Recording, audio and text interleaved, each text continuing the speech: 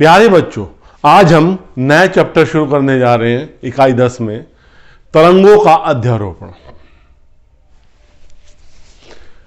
अब तरंगों के अध्यारोपण का सिद्धांत क्या है?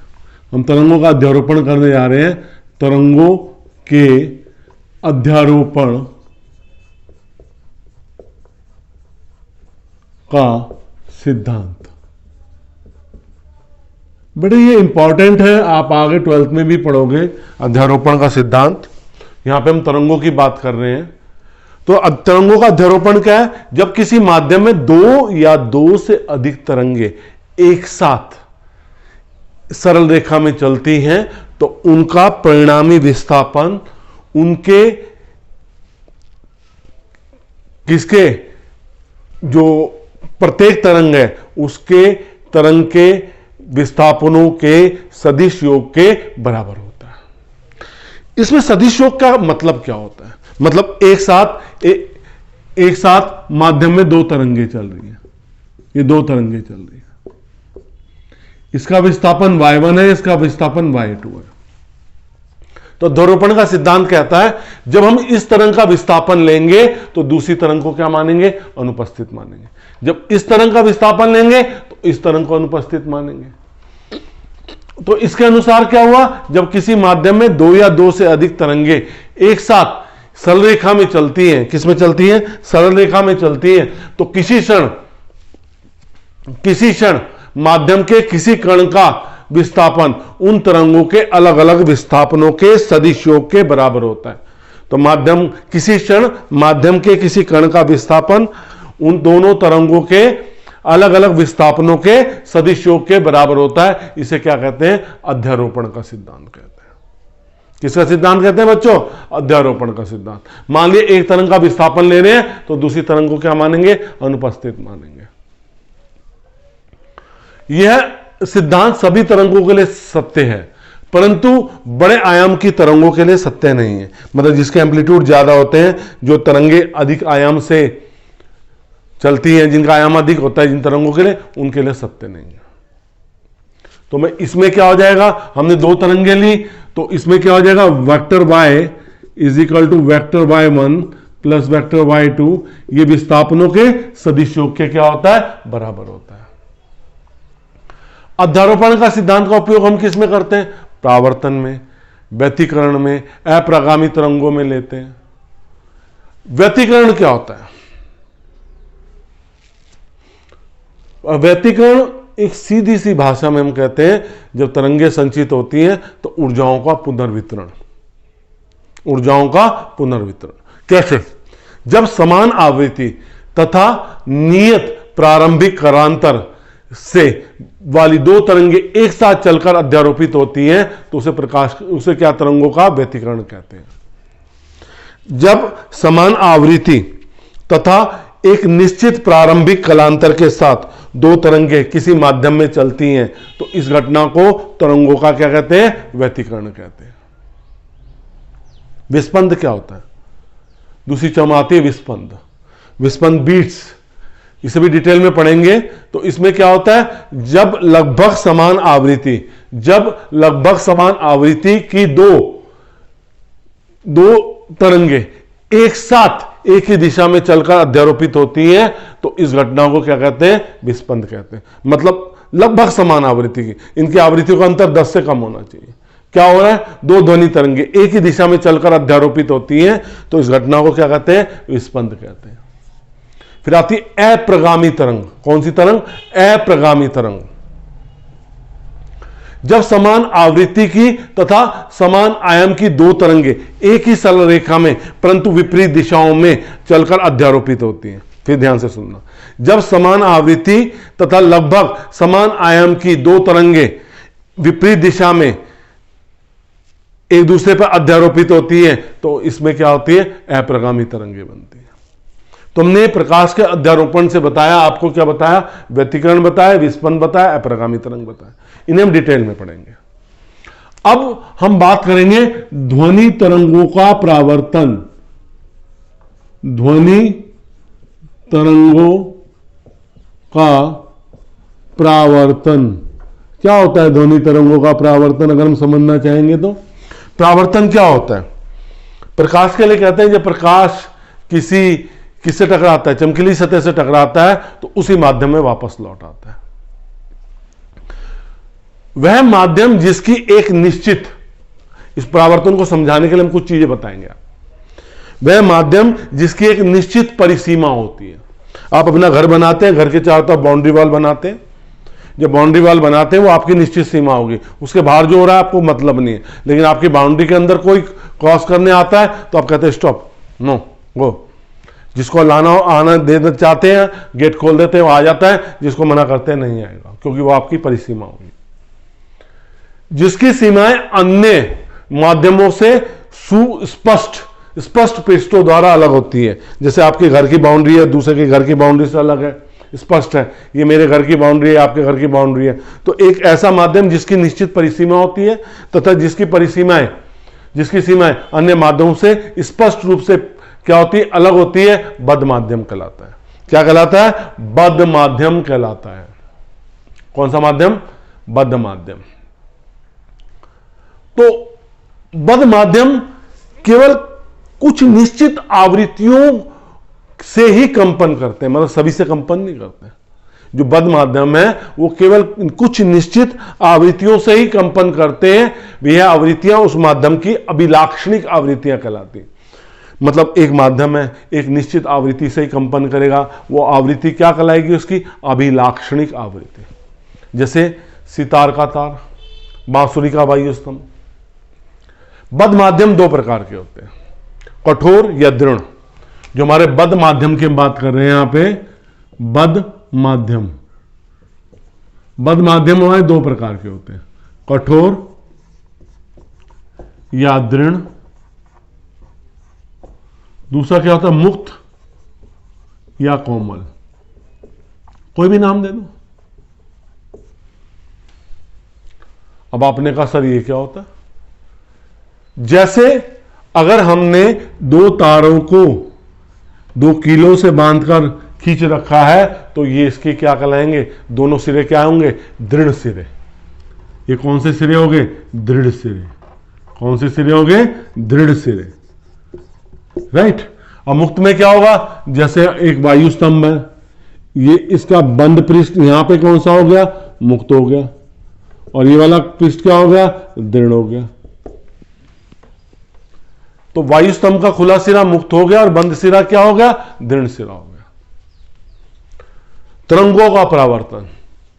जब किसी एक माध्यम में तरंग चल रही है, और किसी भिन्न घनत्व वाले माध्यम के सीमा पृष्ठ से टकराकर वापस लौट आती है, पहले माध्यम में लौट आती है, इस घटना को तरंग का परावर्तन कहते हैं। ध्वनि तरंग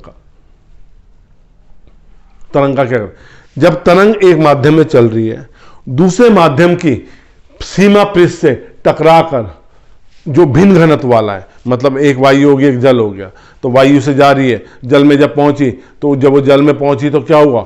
वो उस पृष्ठ से टकराकर वापस अब पहले माध्यम में लौट आई। इस घटना को क्या कहते हैं? तरंग का परावर्तन कहते हैं। सीमा पृष्ठ इस पे बहुत ज्यादा निर्भर करता है, आपका सीमा पृष्ठ कैसा है, वो दृढ़ पृष्ठ है या मुक्त पृष्ठ है। हम इसको डिटेल में लेंगे। इसको क्या लेंगे? डिटेल में लेंगे।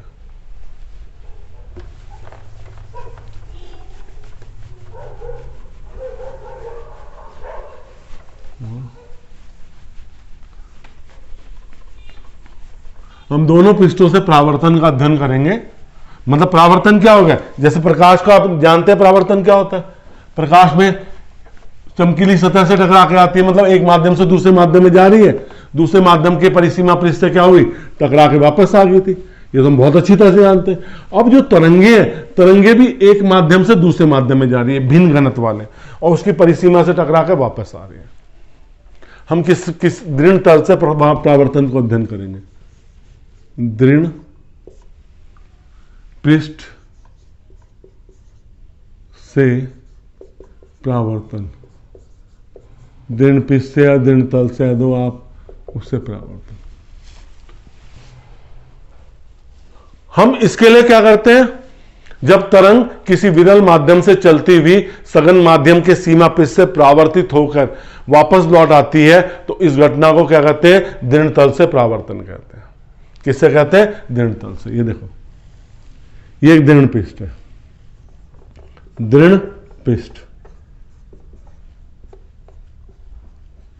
ये गई प्रकार, ये तरंग गई और यूं यूं जा रही है, ठीक है, ये यूं जाके टकराई। जब ये टकरा के लौट के आई ना तो ये यूं हो गई थी। ये कैसे होगी? ये यूं होगी, यूं लौट के आ गई, वापस आ रही। तो इसमें क्या था? ये क्या कहलाएगा? आपतित स्पंद।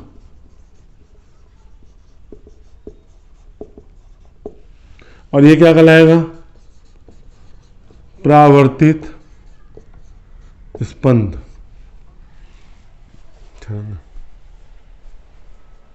जब तरंग विरल माध्यम से चलती हुई सघन माध्यम के सीमा पृष्ठ पर परावर्तित होती है तो उसे दृढ़ तल का क्या कहते हैं? परावर्तन कहते हैं। हमारे पास एक डोरी है, वो आधार तल से बंधी हुई है, हमने डोरी को झटका दिया, डोरी श्रृंग और गर्त के रूप में गई। जब वो टकराई थी श्रृंग था, जब लौटेगी परावर्तित होकर गर्त हो जाएगा। कितने कोण का परावर्तन हो गया? पाई, मतलब 180 डिग्री का कलांतर आ गया। कितना हो गया? 180 डिग्री कलांतर आ गया। तो अब अगर हम जब इसकी समीकरण लिखेंगे, ये जब पॉजिटिव एक्स एक्स में चल रही थी तो समीकरण क्या थी? a sin 2 pi t/t minus x by lambda. परावर्तित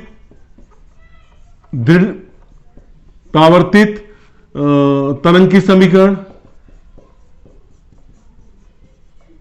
परावर्तित तरंग की समीकरण में क्या होगा? x किससे बदल जाएगा? माइनस एक्स से, और कलांतर कितना आ जाएगा? पाई, मतलब 180 डिग्री का कलांतर आ जाएगा। तो समीकरण क्या हो जाएगी अब? a sin 2 pi t/t minus x upon lambda plus pi. a sin 2 pi minus हो जाएगा ये t/t plus x by lambda, क्योंकि साइन पाई प्लस थीटा क्या होता है? माइनस साइन थीटा होता है। इस सूत्र का हमने उपयोग किया, ये पाई आ गया। तो ये समीकरण क्या होगी? y is equal to minus a sine 2 pi t/t plus x by lambda होगा। ठीक है बच्चों, तो अब हम किससे करेंगे? मुक्त पृष्ठ से, मुक्त तल से परावर्तन।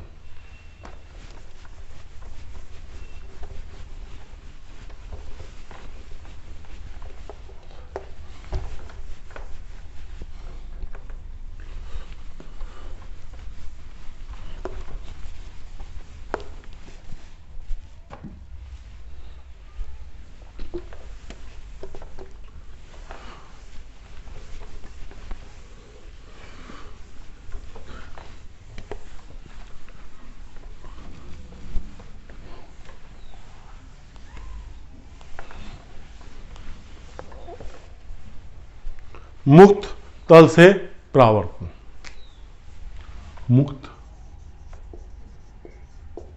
तल से परावर्तन।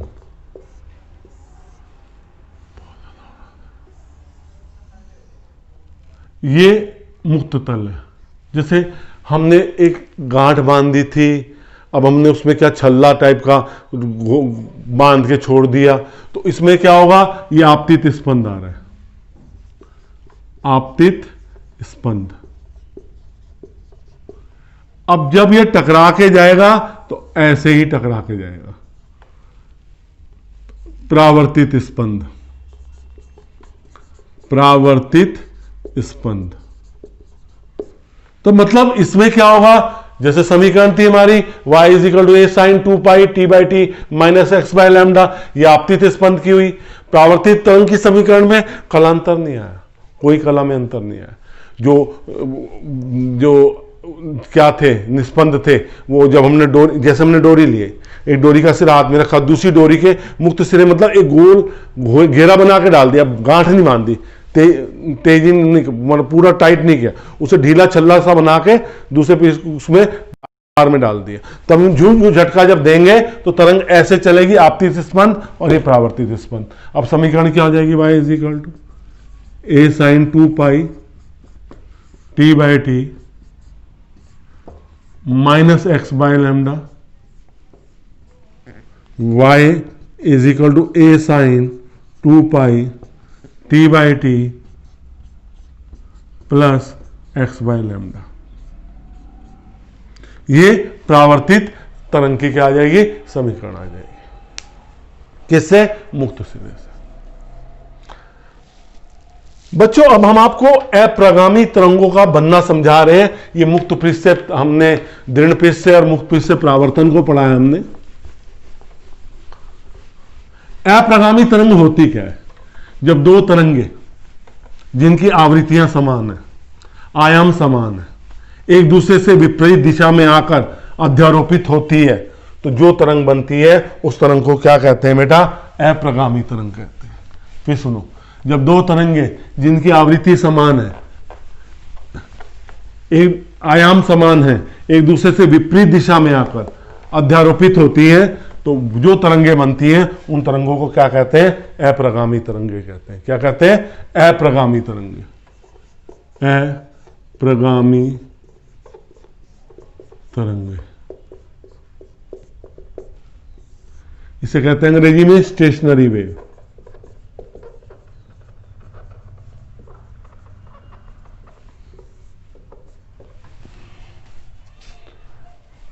जब दो एक जैसी, अब हम बात करेंगे डिटेल में, एक जैसी अनुधेर्य तरंग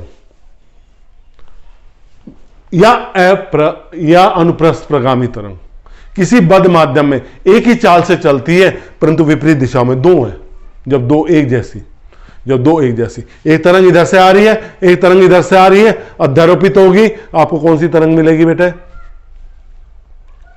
अप्रगामी तरंग मिलेंगी। अगर दोनों तरंगे अनुधेर्य हैं तो उसे अनुधेर्य प्रगामी तरंग कहेंगे, अगर दोनों तरंगे अनुप्रस्थ हैं तो उसे अनुप्रस्थ अप्रगामी तरंग कहेंगे। पर इसके लिए कुछ शर्तें हैं।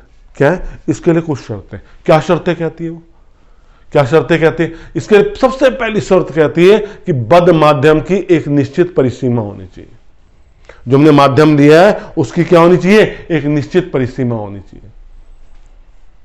दूसरी चीज, बद्ध माध्यम हमने लिया है, जो तरंग जा रही है, हमने एक तरंग को भेजा, परावर्तित होके तरंग बद्ध माध्यम से मतलब दृढ़ सिरे से परावर्तित होके दोनों ही एक दूसरे पे अध्यारोपित होनी चाहिए। मतलब एक तरंग को तो हमने भेजा, एक परावर्तित होके आई, दोनों जब अध्यारोपित हुई तभी कौन सी तरंग बनेगी, अप्रगामी तरंग बनेगी। मतलब सीधा सीधा कहना है, अप्रगामी तरंगों के बनने के लिए जो आवश्यक शर्त है वो क्या है, बद्ध माध्यम है। अप्रगामी तरंगों में दो चीज आती है, एक आती है निस्पंद, निस्पंद, पहली चीज आती है निस्पंद, और दूसरा आता है प्रस्पंद।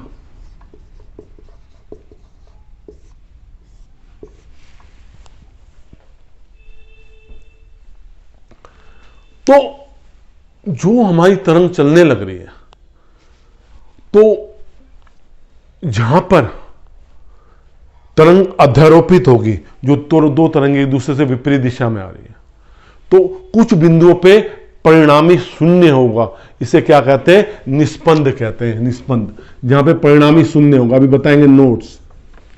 और जहां पे कुछ बिंदुओं पे परिणामी अधिकतम होगा, इसे क्या कहेंगे, एंटी नोट्स। दो चीजें आपके पास, नोट्स है और दूसरी चीज है एंटी नोट्स है।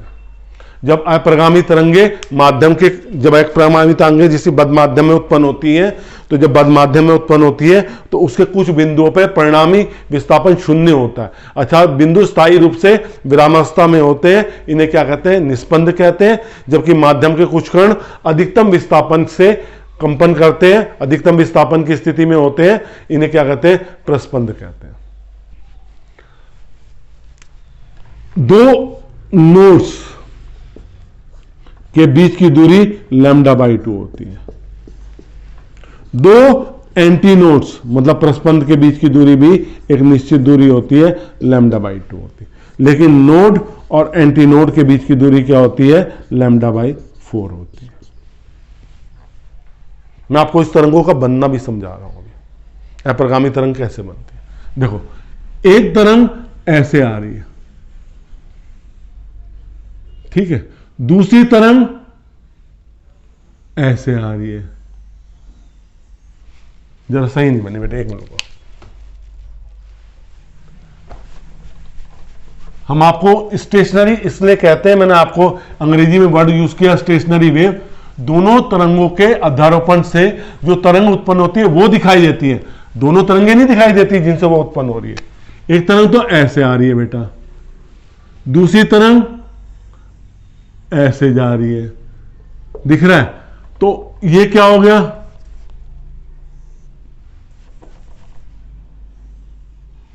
तो इनकी जो परिणामी तरंग है, इनकी जो परिणामी तरंग है वो ऐसे दिखाई देगी। जो डॉटेड दिखाई दे रही है ना आपको, बीच की डॉटेड ये वाली, ये अप्रगामी तरंग है,